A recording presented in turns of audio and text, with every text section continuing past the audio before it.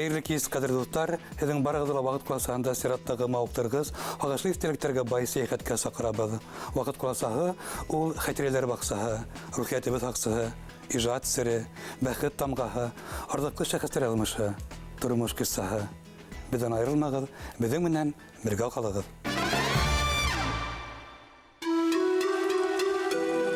Йырдарын көп енің, мұңдарын көп.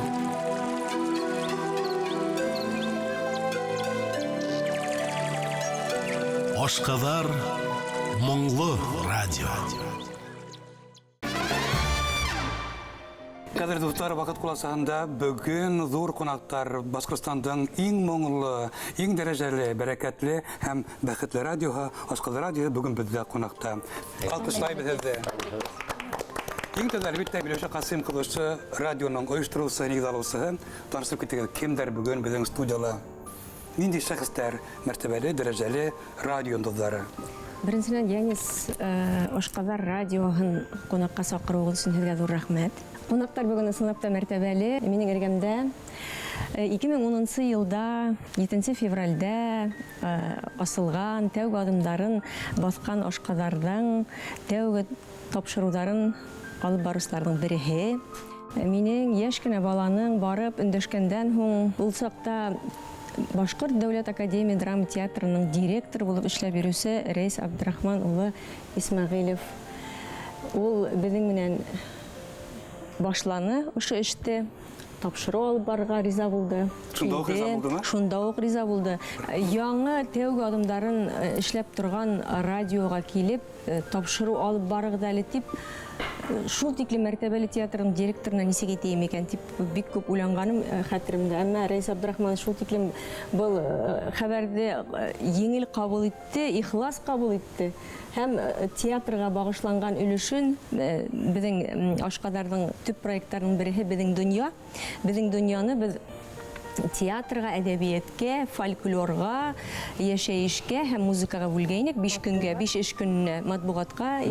Шул театр өлешен, театрға багышланган өлешен кем алып барыр икән дигәндә, нишләптер иң беренче Рәис Абдрахманович искә килеп төштеләр һәм аңа шылтыратырга бына баҙнат иттем. Кунакка бардым мин аңа, ул ихлас итеп кабул итте.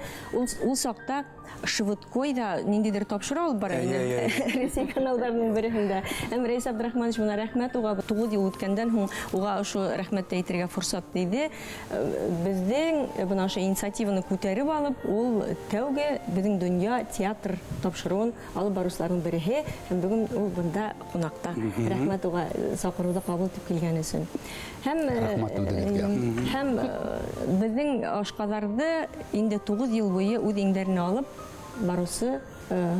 барусылар, хезмәткәрләр, Зөмейрә Сафина, Фәнүзә Баһаутдинова, Урал Нигъматуллин һәм әлеге итәкчесе Ашқадарның үз иңдәренә зур җаваплылык алып, Ашқадарды артабан алып китүче Гүзәл Зарипова итәкчесе Ашқадарның. Ашқадар тулқындары. Һәр көн һинең менән, йыр менән.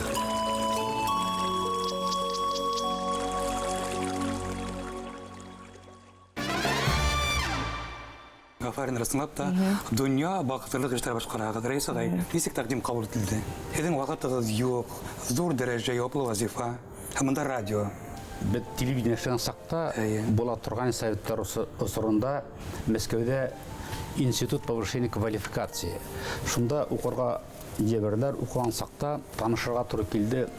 Безне укыттылар инде төрле фәндәргә. Шунда режиссура өлкән укыткан инде бездә инде Сергей Муратов, заведующий кафедрой журналистики МГУның. Шундай журналистика турында матур итеп һөйләне, аңлатты.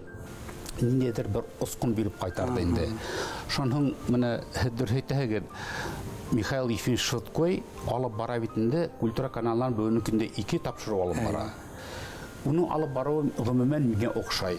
Чөнки ул уның өлкәһен белә и башка журналистлар хамак түгел, ничектер уның гүдү бар. Чөнки ул театр белгесе, ул профессор.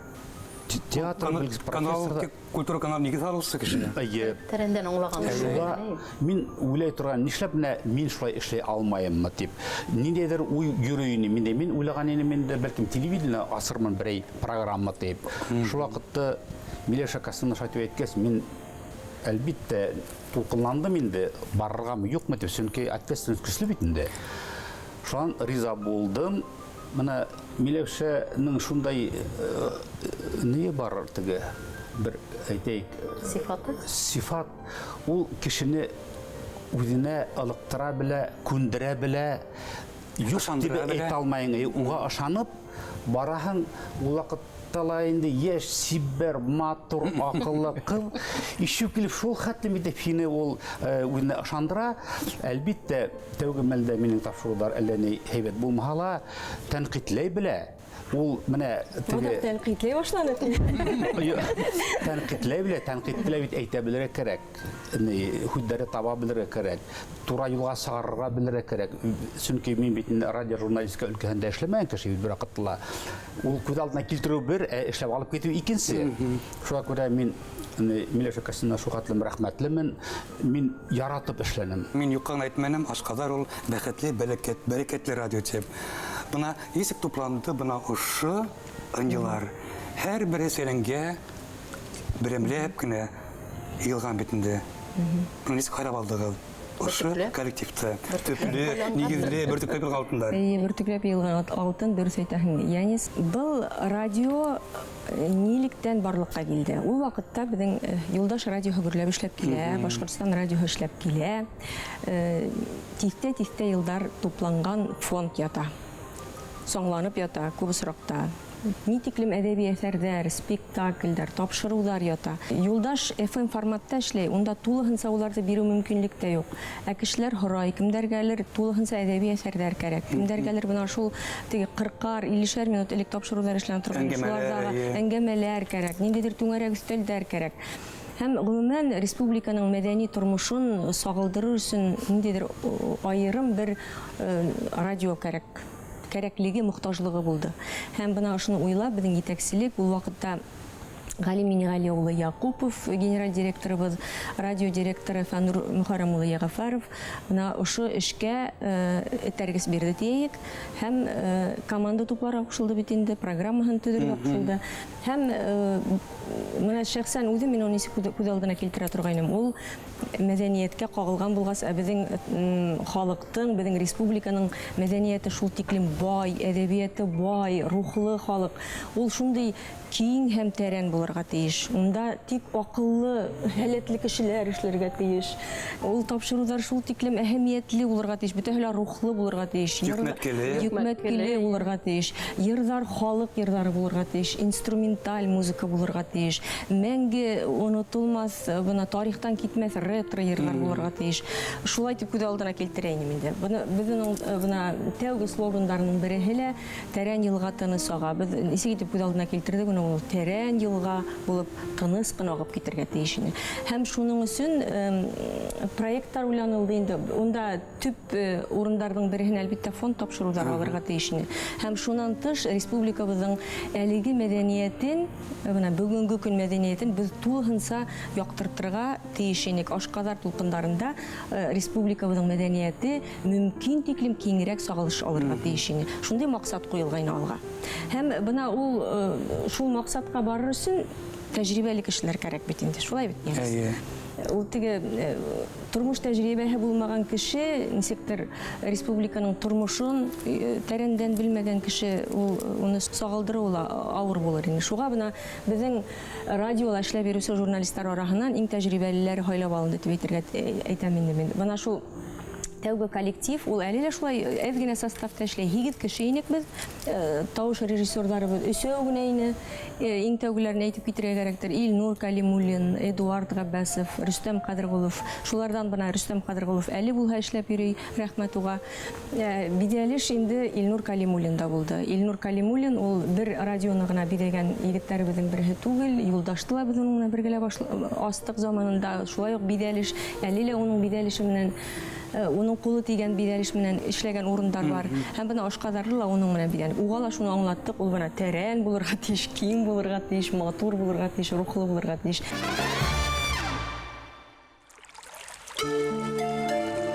Йыр, акыл һәм дуслык бүлешкәндән артта гына.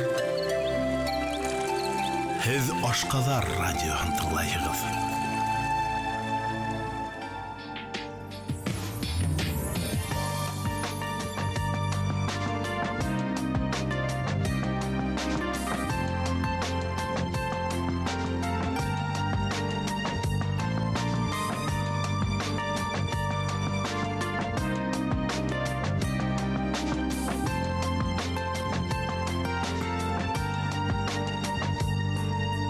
Туғайдағы сәскәләрдің тик ақтарын мен хайлайым, чөнки улар күңелеңнең сағылышы бит апайым. Ақ сәскәләр,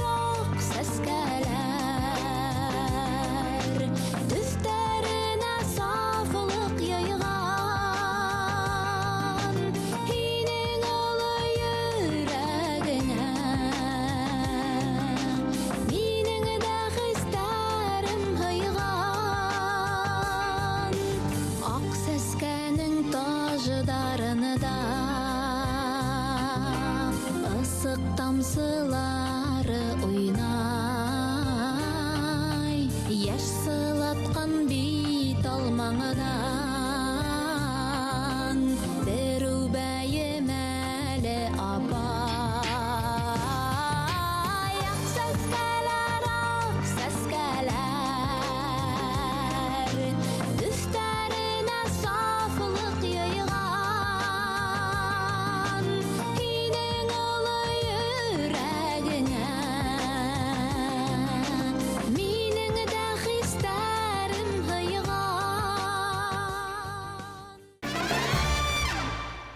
Кемде сакырырга дигән һорау туды бит инде. Ул тавыштар шулай ук мәртәбәле тавыштар булырга тиеш. Ул тавыштар икәү генә булырга тиеш. Бер ир тавышы, бер катын тавышы. Һәм бына теге үдемдәге Узак эзләндегез шул тавыштар. бәләкәй сак кумирлары булганга, микән инде шул әлегелә баягы театр, шул үдебезнең театрды яраткан кешеләр буларактыр инде. Нурия апа Ирсаева менән нишләптер Олег Закирович Хановтың тавышы ничектер күз алдына килде инде. Һәм ул вакытта Олег Закирович Салават драма театрында эшләп йөри.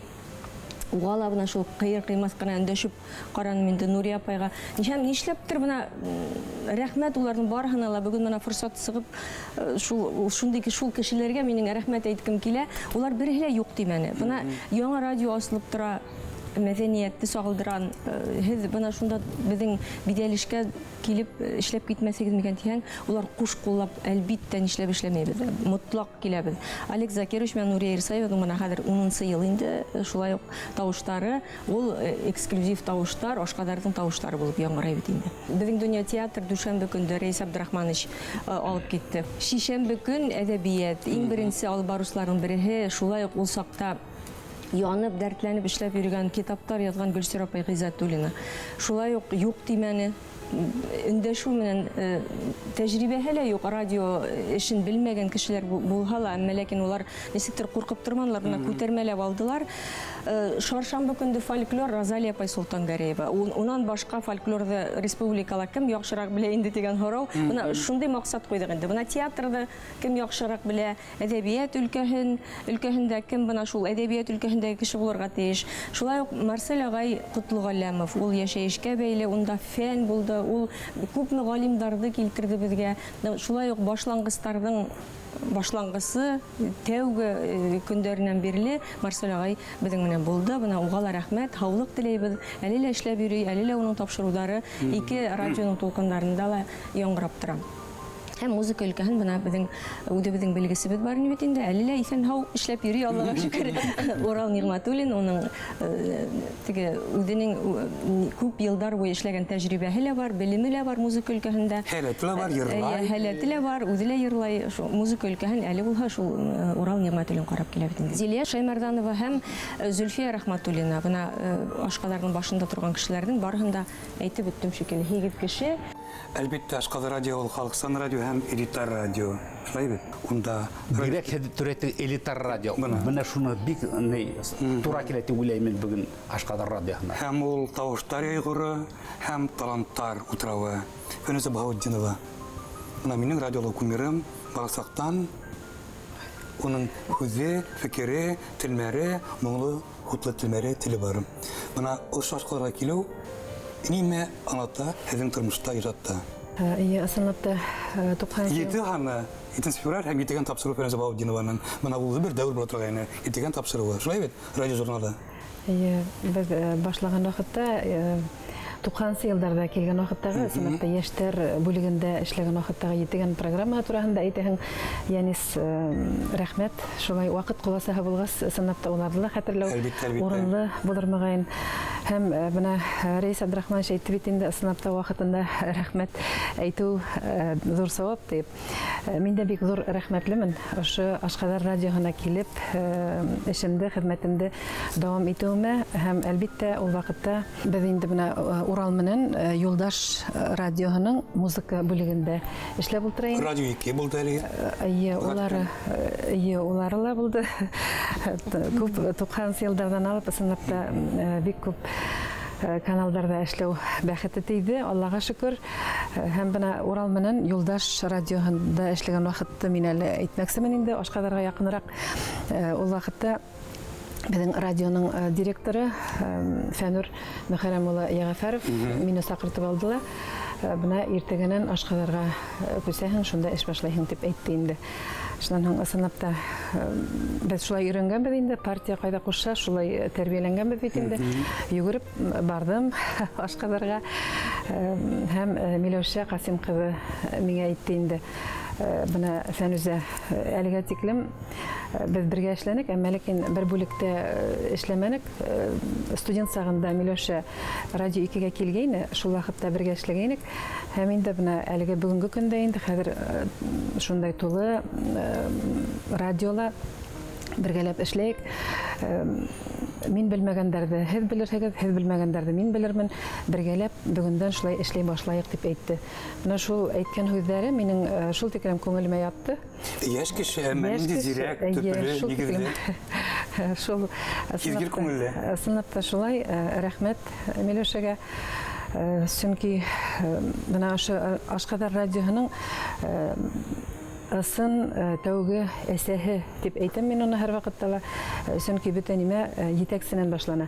Ул ысынлапта яшь булуына карамастан шул тиклем акыллы итеп программаларда төзи белде.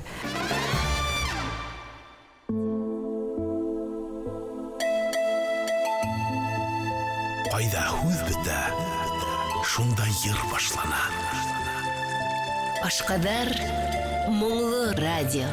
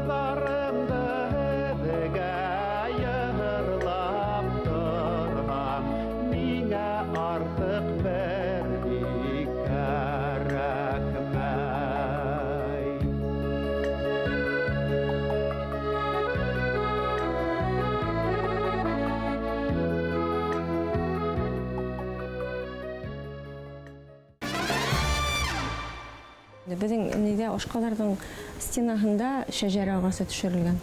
Унда без бөтә килгән кунакларның фотографияларын төшеп, фотоһүрәтләрен элә бара идек.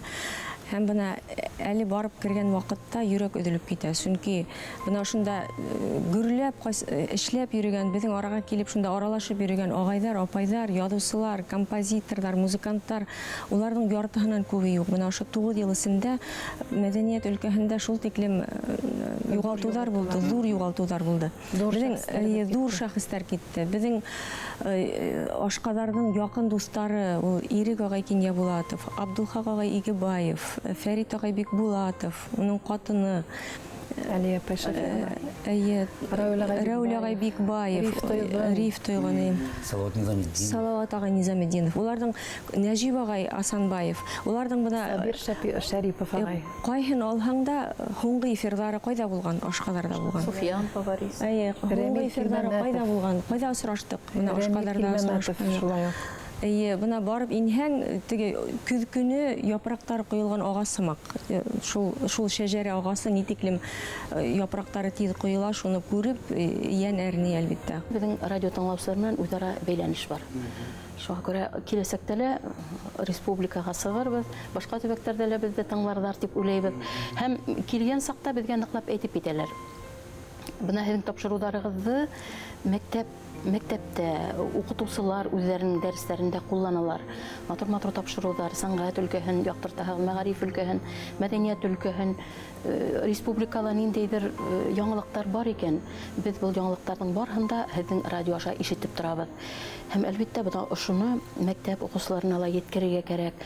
Укытучылар күп осрактарда, мин мәгариф программаһын алып баргас, бик күп осракта педагогтар белән эшләйм.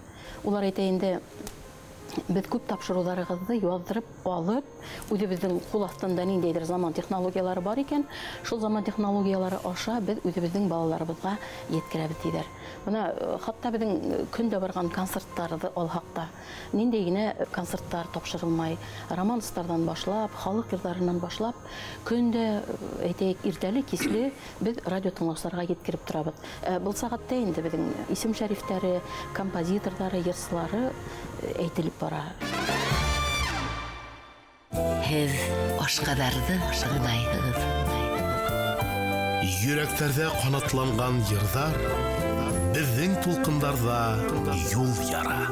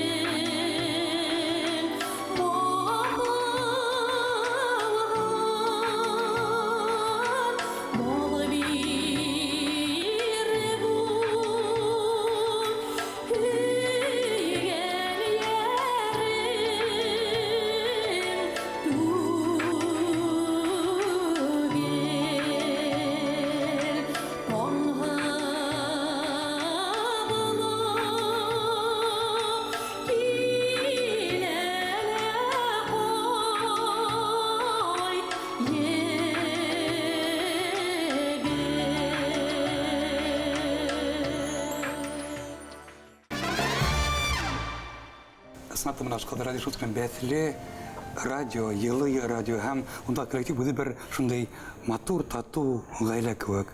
Мына шул оқыландыр. Һәм әлбетте бұл тапсырма сифатында анық еділі. Тыңлайһың, хайран қалаһың, оқыланаһың. Сымлап та безнең коллектив тату. Әйтәйек, менә безнең кайһыбызда Һәр кем үз урынында. Һәр нимә үз урынында. Кайһыбызда гына алмаек, безнең һәр беребезнең артында зур тәҗрибә тора. Радиола, тура эфирдә эшләгән кешеләр һәммәбездә. Радиога миңа калһа осраклы кеше килмәйдер ул. радионың эшенең үзенчәлеген яхшы аңлаган, радио эшен яраткан, үзен ошо эшкә мөккибен багышларга әдер генә кеше киләләр дип уйлыйм. Гүзәл Зарипова бына үзе ябай хәбәрсеннән баш мөхәррир дәрәҗәсенә күтәргән кеше һәм Миләүшә Казымның урынына килгән лаеклы алмаш. Ошо радиола эшләү. Ул язмыш бүләгеме, әллә һөнәри бәхетме? Яһанау. Һынаумайы. Был һорауга әле анык кына яуап юктыр, әмма Моны ашкатырга килүе. был кызык эш, Әйе. яңы эш, яңы өлкә, яшермәйм. Етәкчелектең ошында тәкъдиме булгач, мин югалып бадап калдым. Миләүшә Касым кызы белә минең икеләнүләремде, озак уйланып йөрүләремде, булдыра алырмынмы? Бында билдәләп кителде, дәрәҗә шул тиклем югары куелган, һәм уны тотырга кирәк. Бұл әйтеп бетергеһез яуаплылык. Мин Юлдаш радиоһында эшләгәндә коллегаларның эшен ситтән генә күзәткән, ял көндәрендә радиогыстан яратып кына тыңлаган тапшырулар авторлары бит инде, һәм улар белән эшләргә дигән тәкъдимде мин икеләнеп, куркып кабул иттем. Апайдар, агайдарның куәтен һәм ярдәмен мин тоеп торам. Кәңәш бирәләр улар. Башка радио, классик радио, элита радио. Бына уның йөкмәткеһен, уның юнәлешен, уның кыйблаһын белдерү һәм уның менә контентын заман телендә әйткәндә, бына нимә кирәк бүгенге тыңлаусыга? Бүгенге тыңлаусыга нимә кирәк дигән һорауда әлбиттә бөтә радиостанциялар үзе алдына куя, эзләнүләр үткәрә. Әмма нинди генә заманда яшәһәк тә, радио тыңлаусыга һәр вакыт тере һүз һәм аралашуу кирәк, сифатлы тапшырулар кирәк һәм тере һүз кирәк. Тере һүз аралашуы. Нинди заманда ла рухи кыйммәтләрде берәү дә алмаштырмаган. Рухи кыйммәткә таянып яшәй безнең халык, рухи кыйммәтте алмаштырмаска шул. Кыйблабыз шул булырга тиеш, рухи кыйммәттәр. Ул изгелек, ул шул безнең әдәбият матур, ул безнең Яхшылык булган атыгыз дигән. Ана шул акмулланың һүзләре яхшылык булган атыгыз. Моңлы радио дип әйтеп битендә. Бына йырсы журналист өчен бында эшләү. Ниндәй зур мәртәбә дәрәҗә. Шулай бит. Шулай, дөрес Янис. Миңа Ашкадар радиоһына килергә Миләүшә Касым кызы тәкъдим итте. Шулай Урал бергә эшләйбезме дип торан ул. Әйтәм, әйе, эшләйбез дидек. Һәм икәүләп шул кәңәшләштек тә. Миңа ул мәңгелек моң тапшыруын алып барырга кушты. Композиторлар турында, гомумән сәнгать кешеләре турында инде, язучылар түгел, сәнгать өлкәһендә эшләгән кешеләр турында. Мәңгелек моң тапшыруында без барлык композиторларның да иҗатын яктырттык. Уларның әсәрләре турында өйләнек. Гомумән был шундай күләмле әйбәт тапшыру килеп сыкты, искитмәле. Ни өчен дигәндә, композиторларның иҗатын безнең мәдәни радио буларак, моңлы радио буларак күрсәтергә тиеш иде. Шулай ук без бөтен дөнья тапшыруында сәнгать әһелләрен һәр берендә сакырдык. Менә әле генә Салават Низаметдинов телгә алып үттек бит инде әйбәт. Безнең шундай искитмәле композиторларыбызның береһе бит инде. Хәзер безнең арала юк, шулай да композиторлар һәр вакытта килделәр, үзләренең иҗаты белән таныштырып тордылар. Менә уларга бик зур рәхмәт. Шулай ук музыканттар, йырчылар һәр берсе килеп үзләренең иҗаты белән таныштырдылар, безнең халкыбызны үзләренең эшләре хакында һөйләнделәр, йырдарын, музыкаһын тапшыра килдек. Менә концертларга кагылдык бит инде әле генә әйбит. Концертлар безнең элекке Башкортстан радиоһының эшен дәвам итә. Иснапта элекке Башкортстан радиоһын тыңлаган кешеләр барыла белә. Иртәнге концертлар була торган, төшке концертлар һәм киске концертлар була торган бит инде. Безнең концертлар әле бара, төшке һәм киске концертлар бара. Унда без төрле музыканы кулланабыз. Ниндәй генә тема юк бunda. Инструменталь музыканы башлап, халык җырлары, шулай ук композиторлар әсәрләре барыла безнең тулкындарда яңгырай. Без радио тыңлаучыларыбызга yetkәргә тырышабыз. Һәр бер композиторның йырсының иҗатын, музыкантларның иҗатын өчен дигәндә, радио тик ярдан һәм һүздән генә тормай бит. Аның арасында инструменталь музыкалар яңгырарга тиеш. Курай моңла, баян моңла һәм шулай ук скрипка, башка Жанр төрлелеге бар, жанр төрлелеге бар. Музыкалар, иҗаттар, журналистикалар. Безнең оркестрларыбыз бик күп бит инде. Аллага шөкер, милли симфоник оркестр, халык уен коралдары милли оркестры, уларның да һәр бер яңалыгын үзебезнең эфирда бирә киләбез. Һәр бер язылган әсәрләрен бирә киләбез. Ни өчен дигәндә, халык үзебезнең композиторларыбызның әсәрләрен, халкыбызның иҗатын белергә тиеш. Менә бу юсукта без туп-туры атлайбыз һәм бер гайдала тайпылырга йыйынмайбыз. Ни өчен дигәндә, безнең радионың максаты безнең сәнгатебезне халыкка yetkерү. композиторларыбыздың ижадын, музыканттарыбыздың ижадын, йырчыларыбыздың ижадын им бар төвәллегендә, бар матурлыгында күрәтергә тиешбез. Йөрәктәрдән сыккан моңды йөрәктәргә yetkirәбез. Һәр көн һинең менән, йыр менән.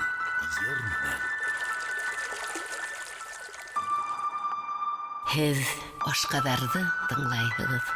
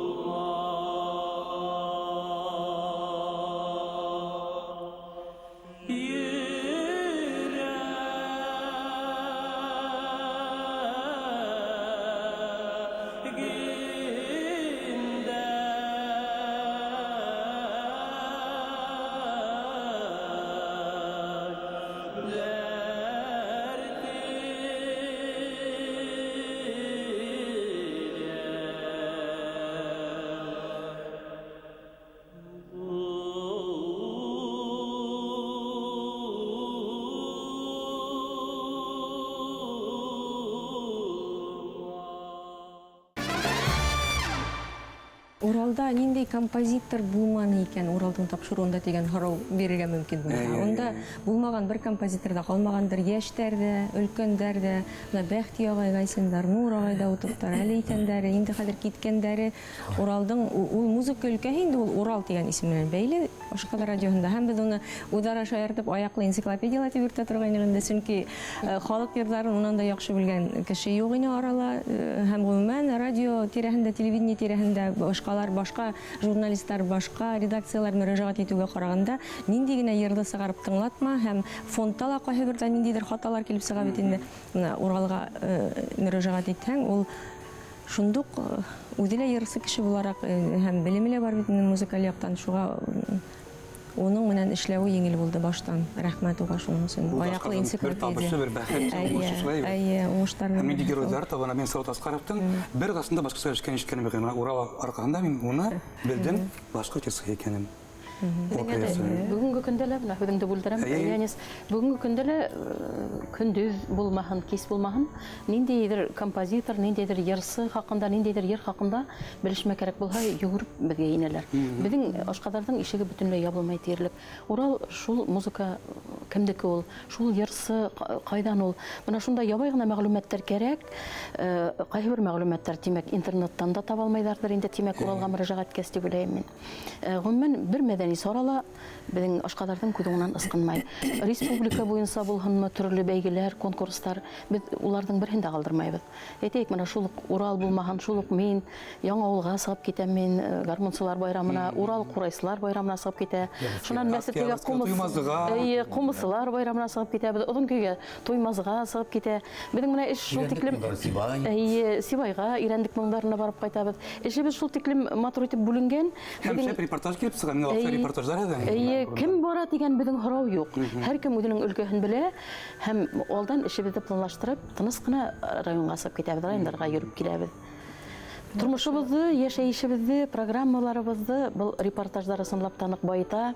Яңынан яңа кешеләр белән очрашып кайтабыз. Яңа кешеләр белән танышып кайтабыз. Һәм Яшь бина таланттар белән танышабыз. улар белән аралашу Уларны халыкка yetkirәбез, халыкны таныштырабыз уларның таланты белән, иҗаты белән. Нимәһе кызык, без әле коллегаларым, профессионалларның барыһын да белә, авторларын, башкаручыларын, композиторларын белә тиник, әмма шуны белдерергә кирәк. Улар республикабызда һәм унан ситтә яшәгән, иҗат иткән һәвәскәр артистларның, музыкантларның да барыһын белә. Зөмейрә Сафина. Һәр кемнең үзенең юлы. Мәсәлән, матбугат дигән, Фәнүзә, һәргә нинди гәзит, журнал бар мөхәррирләре, сәркәтипләре һәм хезмәткәрләре белән барыһында без. Бөтен район газеталары белән ул хезмәттәшлек итә. Район газеталарына эшләнеләр. Халык гәүһәрләре дигән һәвәскәрләргә бәйле Зөмейрә Сафина уларның өлкәһендә. Музыка булһа, Шундай шәп йырсы шул районда яшәй икән дип, яңалык итеп килеп коллегаларга һөйләһәң, әйе, ана шул елдарда йырлай башланы, тапшыруды эшләнек инде дип шак катыралар да куялар. Безнең Ашкадар радиона 10 яшь бит. Менә тыңлап утырам, ничектер бөтәбез шунда ихлас сөйләйбез, ниндидер кимәлдә әйтик, мактанып дигәндәйме, горурланып дигәндәйме. Мин шуңа мин куанып утырам. Хуҗанан тора, җитәксенән тора. Җитәксе ничек итеп команда йыйып алган. Менә шул команда бүгенге көнгә хәтле Аллаһка шөкер, матур эшләй, йөрне yetkirib эшләй, бер-беренә ашанып эшләй бит. Менә Миләшә Касымовнаның безнең иңәр буенда халык әйтә бит, кешенең ни була? Диләр инде, хөкемле һөяге була диләр. Кешенең хөкемле һөяге. Безнең якта әйтәләр шулай. Менә Миләшә Касымовна шундай хөкемле һөяге бар. Ул үзенә ялып итә белә. Мин үзем матбугат программаһын алып бардым. Фольклорды алып барырга туры килде. Һәм үзем кайһы бер вакытта уйлап куям, кемдер менә гәзит, журналларда алдыртмайдар. Шулар ошо безнең Ашкадарда тыңлаһындар ине. Без матбугат буенча күп кенә мәгълүматлар бирә бардык бит инде. Күзәтү дә алып бардык гәзит журналларга. Гәзитте үзең алып алдырып укымаган хәлдә лә бөтен республиканың тормышы менән инде хәбәрдар булаһың ошо Ашкадарды тыңлап. Асанлап та Ашкадар радиоһы бөтә булган ошо безнең әдәбият, мәдәният, сәнгать өлкәһен яктырта бара һәм ул бигрәк тә кыйммәтле ошо үзенең алтын фонды менән, радио фонды менән. Минем үземә лә кызык. Мин бүгенге көндә лә ошо алтын фонд белән эшләйм. Эфирга бит инде тәкъдим итәбез. Үзем аптырайм. Ниндидер бuna үзем белмәгән кешеләрнең тавышларына барып сыгам. Ул шул тиклем кыйммәт бит, уйлап караһаң. Йырдарың күп һинең, моңдарың күп.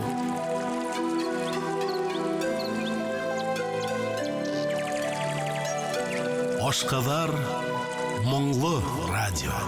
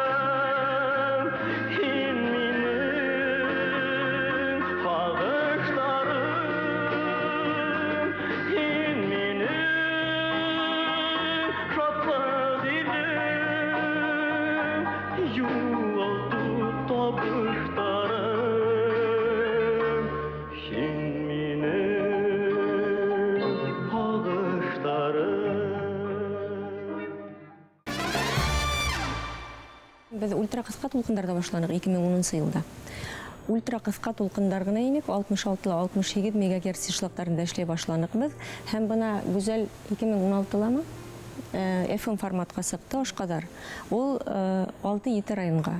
Менә гүзәл әйтеп китер, нинди районнарга сыккан. Урал әйтеп китер, нинди районнарга сыкты әле Ашкадар. Белорет районына сыкты. Белорет районына. Бәләбәй, Мыртау. Был да шулай ук зур азым, зур еңү. Бер үләһәң Аллага шөкер, теге интернет заманына инеп барабыз, ул теге цифрлы технологияларга инеп барабыз. Теләгән кеше кайдан да тыңлай ала. Интернетта бар, сайт бар нимәләр эшләп тора. Әмма ләкин шулай бына өлкән кешеләр тыңлагас, улар әлегә баягы радиолыгы аша тыңлап өйрәнгән. Бына бернисә район халкы был бәхетте туя хәзер Ашкадарда тыңлай алалар. Әмма ләкин бына калгандары республикала 54 район барһына да итеп тә булмый инде әлегә. Әмма интернетта тыңлау мөмкинлеге барлыгын без билдәләп китәйек һәм ошондай мөмкинлекте кулланусы достарыбыз күп, айрылса Сибир тарафтарында туган як моңдарына һуһагандар махсус кушымталар ашала. Хәтта без үзебез белеп бетмәгән кушымталар аша тыңлай булып сыкты. Безнең өчен дә яңалык ул. Интернетта тыңлау мөмкинлеге бар, мөмкинлектән файдаланып Бик күп пенсионерлар интернетта ултырма шул бәпәй. Бүген без өлкәндәргә Радиолыстар кирәк. Анда уйдың тыңлап бар адам машинала йөргәндә тыңлара кирәк. Мин нинди очрашулар турында әйткем килә, бына ошо бәләкәй генә бүлмәле пластик стеналар менән капланган, күпләнгән бүлмәле кемдер генә булып китмәне, нинди тарихи шәхестәр булып китмәне һәм улар теләп килә ине. Чөнки был уларның Мәккәһе магыйны. Бына без шулай әллә үдебез шулай кабул иткәнбез инде бына уларның усрашу урыны. Бына ошо композиторлар, ошо ядучылар, ошо артистлар, ул өлкән булган бана Фәнүзә әлегә әйтеп китте, уларның күпләренә игътибар итмәй. Улар гүрләп эшләп йөргәндәр дә һәм кайтып бына хәзер өйләренә бикләнгәндәр. Үзләренең дүр стеналарында уларга тынсу, уларга аралашу итмәй. Һәм бына ошо Ашкадар асылгас, улар рәхәтләнеп сәйләрен, күстәнәсләрен тәеп, килеп ултыралар, без уларга сәй яһайбыз, аралашабыз. Был аралашудан без байыйник. Без байып калабыз, рухи яктан да байыбыз, ниндидер мәгълүматтар менән дә байыбыз. Һәм бына шу агай апайдарның элек бына үзара мөнәсәбәттәр ничек булган без күрә торгайнык. Һәм шулай ук тәрбия алмы бит инде. Һәм бына осрашуларга тигәсендә ситкә сыгып осрашуларга без мәктәптәргә йөри торгайнык. Шул Рами Гарипов исемендәге, Мустай Кәрим исемендәге гимназиягә балалар менән осрашуга, балалар безне тыңлаһын, балалар дияле битәйек дигән максат менән. Шуннан Стәрлетамак районының Аюса авылына барып, Ашкадар аллеяһы ултыртып кайттык. Ул шул тиклем ихтиялекле бер вакыйга булды. Күңелгә уелып калды, чөнки Фәрит агай Бикбулатовтың һуңгы сыгыуы халык алдына бына ошо авылда булды, Ашкадар радиоһы менән булды. Без унда барып агастар ултырттык һәм Ашкадар аллеяһы 2014 дигән ошо тимердән капка ултырттык. Ул әллә ултыра. Безнең Ашкадарды башлаганда махсус консультанттар төркеме булдырдык бит инде. Ул консультанттар исемлегендә бына хәзер бөтенләй исемә төшермәһәм ярдәм итеп бирәһегез. Тәүгеләрдән Әхмәт агай Сөләйманов, Флүрә апай Нугманова, Рәүл агай Бикбаев, Хәсән агай Назар, композиторлардан Салават агай Низаметдинов. Бuna нинди генә һорау төрле юнәлештә алырга тырыштык. Нинди генә һорау туһа ла без улар белән алдан һөйләшеп куйдык, инде килешеп куйдык. Әгәр бер һораулар туһа, хата булмаһын өчен без хата эшли алмыйбыз бит инде. Һезгә мөрәҗәгать итсәк, җавап бирегез. Һәм улар шатланып риза булдылар. Һәм нинди генә һорау тумаһын, шылтыратаһың һәм һорайһың. Һәм улар дөрес кенә җавабын бирә бит инде. Шуга ла бәлки бuna мәртәбәһе югары булгандыр. Безнең шулай ук бына тогыры тыңлаучыларыбыз бар. Уларның береһе бүгенге көндә инде бездә шулай ук хатага юл куймаска көн һайын безне тыңлап барган Зәйтүнә апа Яңгужина бар әле. Бул безнең билдәле этнограф, тарихчы Римагай Яңгужинаның катыны бит инде. Ул бөтә тарихты белә, бөтә әдәбиятты белә, сәнгать кешеләрен белә. Шуңа күрә сак кына хатта кешенең туган елында кайһы бердә яңгылышып киткән сактарыбыз була. Шул вакытта инде ул безгә шылтыратып матурына тәһендә биреп куя. Без инде гомерлеккә исебездә калдырабыз. Рәхмәт шундай тыңлаучыларыбызга. Әйе. Һәр вакыт музыка буенча. Һәр вакытта кәңәшләрен бирә.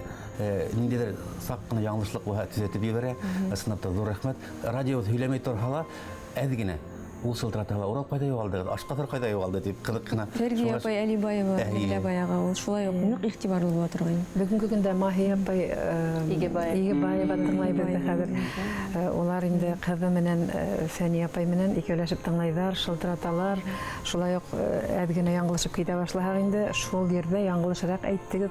Бигерәк матур итеп, хәстә Абдухак ағай Игебаевтың үҙе кеүек, матур итеп һандуғастар, урман, япраҡтар, ҡайындар араһынан сығып, шундай һандуғастар тип шулай өндәшеп, матур итеп әйтеп ҡуялар. Рәхмәт уларҙың һәр береһенә. Шулай тыңлаусыларыбыҙ күберәк булһын. Ысынлап Ташҡадар бына быйыҡ эштәр башҡара. Ул бөгөн көндә беҙҙең халыҡ өсөн милләт һаҡлаусы, телде һаҡлаусы берҙән-бер сығанақтарҙың бере тиһәм, һис тартыр булмаҫ. Ул филармония, ул матбуғат, газет, журнал, һәм бит ул радио, театр.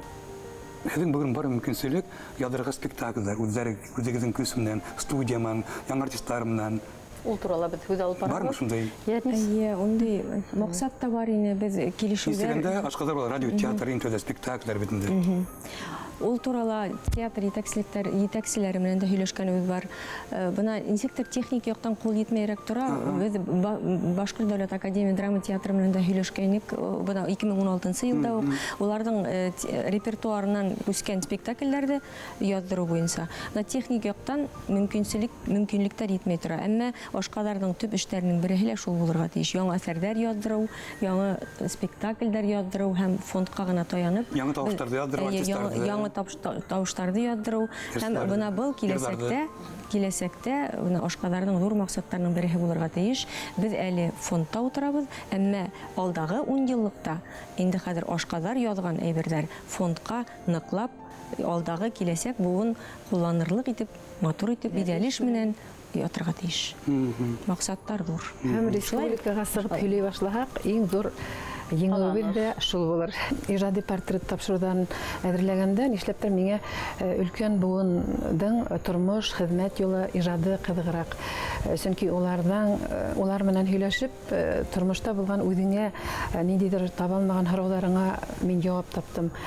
Шул йәһәттән инде бына Хашим ағай Мостаев менән осрашыу, Таһир Таһиров, Таһир Ахуньянов ағай бит инде уның менән осрашыу, Фәния апай Чанышева менән осрашыуҙар. Улар һәр береһе 90 йәште үткәйнеләр.